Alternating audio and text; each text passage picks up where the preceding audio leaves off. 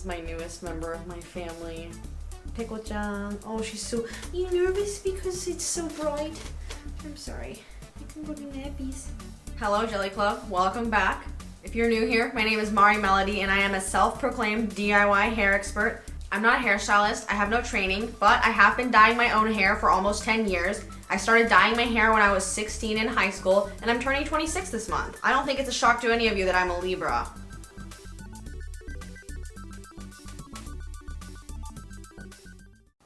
I have been doing elaborate hair colors since day one. The first dye job I did when I was 16 was purple to teal or teal to purple balayage, or a color melt as we call it now. The most commonly asked question that I get is, how are you not bald after dyeing your hair so much?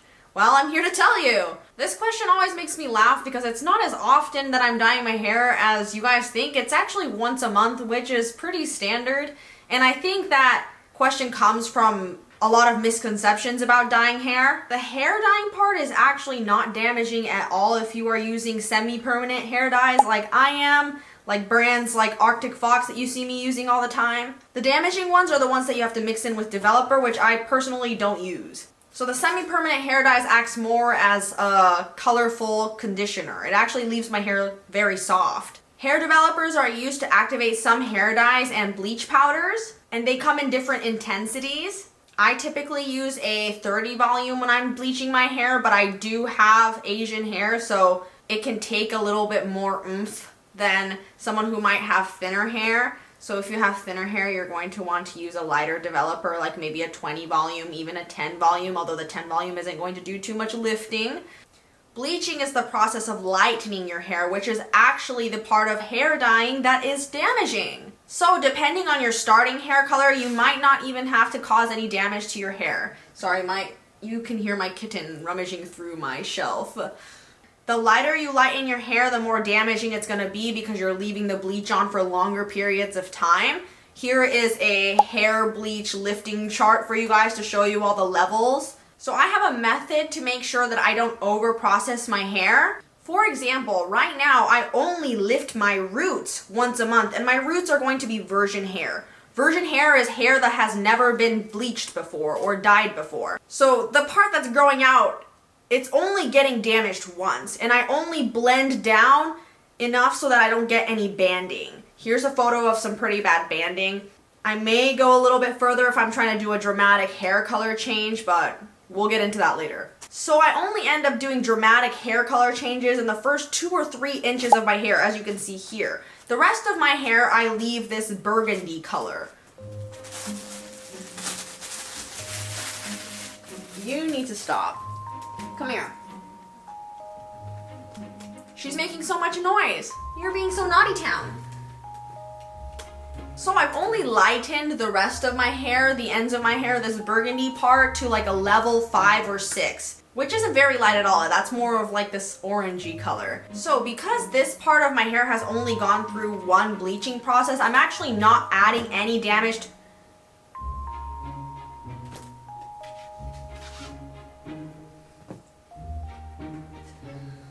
God, I'm kicking out this kitten. She's being so noisy. So I'm actually not adding any damage to this red part of my hair every time you guys see me dyeing my hair because it's only been bleached one time. I also chose to only lighten the majority of my hair to like a level 5 or 6 instead of, let's say, an 8, 9, or 10. One, the color that I wanted the face framing parts of my hair didn't need that aggressive of lightening. Most semi-permanent dyes, if you look it up online, you'll see a color chart of how much you have to lighten your hair, what level you have to lighten your hair to get the desired color you want. And if I were to, let's say, bleach this to like a level 8, 9, or 10, it would be too bright. I wasn't trying to get that bright of a hair color. And 2, I did not want crunchy hair. Like I said, the longer you bleach your hair, the more damaged it's going to get. It is inevitable with bleaching your hair. You are always going to be adding damage to your hair one way or another. And the ends of your hair are going to be the most prone to damage and breakage. So, most of my hair, very soft, very nice. The reason why box dyes are hated by hairstylists so much is because it is extremely damaging because it's made for everyone. So even if you have blonde hair and you put it on and it's trying to get to a red, you may have not needed any lightening, but it's going to try to lighten your hair as much as if you were starting with dark brown hair, for example. So when you bleach your own hair prior to adding semi-permanent dyes, you're going to have a lot more control of how much damage you are causing to your hair. Now, back in the day when I was completely changing the colors of my hair, I had a different method. I would only dye it colors that would lay well over top of the colors that I already had, and I would wait until my hair was as light as possible. I would do this by shampooing my hair more frequently, using hot water, or swimming in chlorine pools, which really strips your hair color out pretty quickly. I usually only wash my hair with cold water, for example, to retain the color. So when I am trying to get rid of the color, I go all in with the hot water. For example, if I had red hair, if I wanted to go a warmer color, I would go orange. If I wanted to go cooler, I would go purple. And if I wanted to go pink, I could also go pink. Any one of those colors would have worked well over top of faded out red hair. But if you were to go and try to go from red to the opposite side of the color scale, like blue, that's going to look purple. I meant, if you were to try to go from red to green, for example, you're going to get a muddy mess. If you wanted to do that, you're going to have to work a little bit harder. So if you wanted to do a more drastic hair color change, like from red to green, for example, I would use a lower level developer, like a level 10, and apply it for very brief amounts of time over top of my hair and wash it out, or I would do a bleach bath. A bleach bath is when you take your bleach and mix it with equal parts shampoo and wash your hair with that concoction. But remember that anytime you apply bleach to your hair, you are going to be adding damage to your hair, even if it is a brief amount of time. There was a point where I could tell that my tails could take no more. If I did one more bleach application on that thing, it was going to turn into an overprocessed gummy mess. So since that day that I noticed that, I haven't applied any more bleach to that. So with completely changing your hair color, you have to be careful. I really don't recommend applying bleach to already bleached hair because that's a slippery slope. And if you don't know the integrity of your hair, if you're not familiar with it, it's really easy to go too far.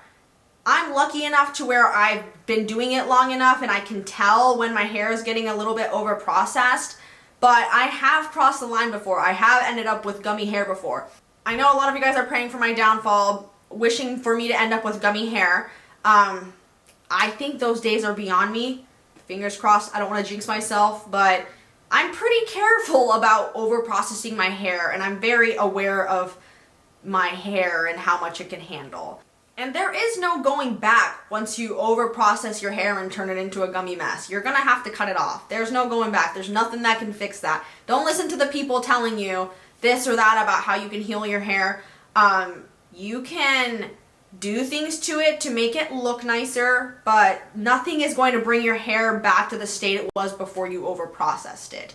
If you do happen to overprocess it and you want to save your hair is the most sensitive and prone to breaking in that state when your hair is wet, because overprocessing your hair makes your hair very porous, and that's what makes it gummy. So if you end up with gummy hair, leave it alone when it is wet. Wait until it is dry. You might be able to salvage it. Is it ever going to be soft again? Not really. But it doesn't have to fall out of your head. Just don't brush it when it's wet.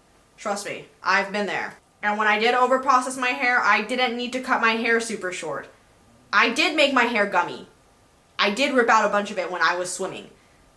But I did get to also keep a lot of it because I learned very quickly that it is the most sensitive when it is wet, and if I leave it alone, it might look like crap when it's dry, but I can salvage it. So with a little bit of color theory and some creativity, you too can dye your hair as often as I do without going bald or completely destroying your hair. If you have any other questions about dyeing your hair at home, please leave them in the comments below, or if you have any suggestions on what hair dye videos you would like to see me do next. If you would like to support this channel, or if you like stickers, please go check out my Patreon. I create original artwork every month to ship out to you guys. And that is how I'm able to allocate time out of all of my content creation to continue to create art. I have a painting here that I've been working on next. This painting behind me, the cat one, I painted. It's of my cat Gigi. Anyone who heads over to my Patreon, I appreciate you guys dearly. I love you guys. Seriously, thank you guys so much. It means the world to me. And even for watching my video, thank you. I appreciate you. And I mean that shit, okay? Thank you guys so much for watching, and I'm wishing you guys a super sparkly rest of your week.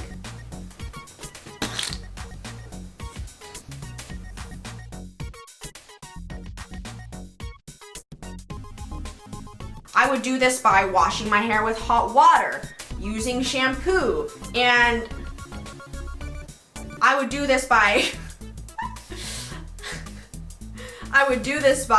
but like I said, anytime you apply bleach on your hair, no matter how short of time it is, you are damaging your hair, okay? You are adding more process to your hair. You are adding more processing to your hair.